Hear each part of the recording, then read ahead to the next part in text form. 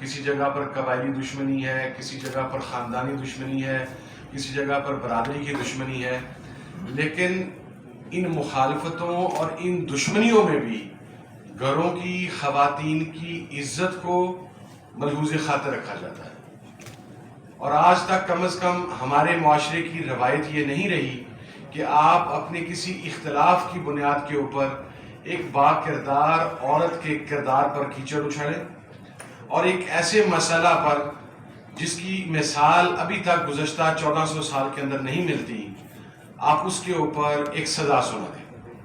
میں تو اس معاملے کے اوپر بہت کلیئر ہوں کہ وہ جج صاحب جنہوں نے اپنی مرضی سے، خدا جانے انہوں نے کس کی منشا پر، کس کے کہنے پر اور کس ذہنی کیفیت میں